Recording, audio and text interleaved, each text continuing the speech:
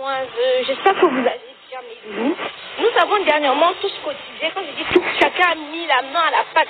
Ceux qui ont donné même 50 centimes, c'était vraiment important et ça a aidé. Aujourd'hui, la jeune femme a son trousseau complet pour son enfant.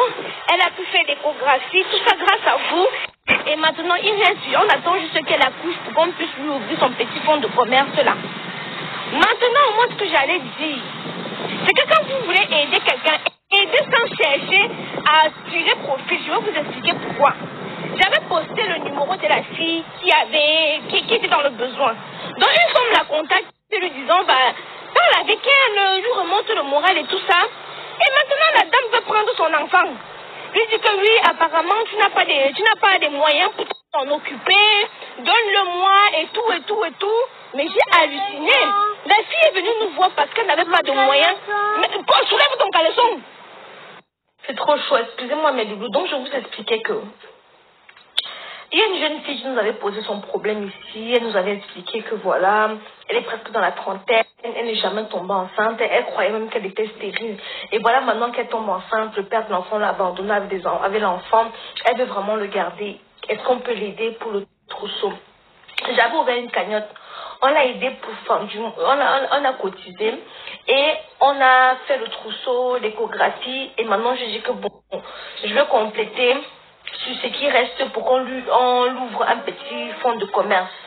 Maintenant, comme j'avais posté son numéro pour ceux qui voulaient directement aller vers elle et ne pas passer par moi, donc il y a une dame qui la contacte, qui parle avec elle tout le temps, la console et tout et tout et tout. Un jour, la dame lui fait une proposition de prendre son enfant.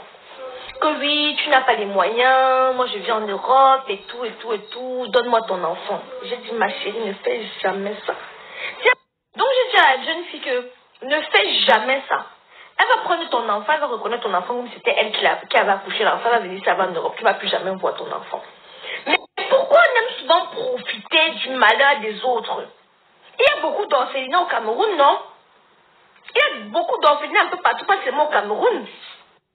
Pourquoi c'est l'enfant de la pauvre fille que tu veux prendre? Enfin, moi, je ne comprends pas. Moi, ça m'avait énervé. Hein.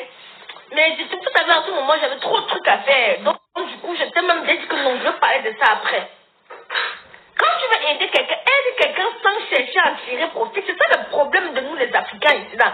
C'est que quand tu tends la main, tu ne sais pas qui va te récompenser demain. Tu ne sais pas qui va te récompenser demain.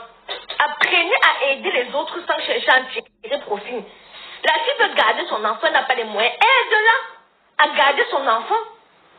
Au lieu de chercher à prendre son profit.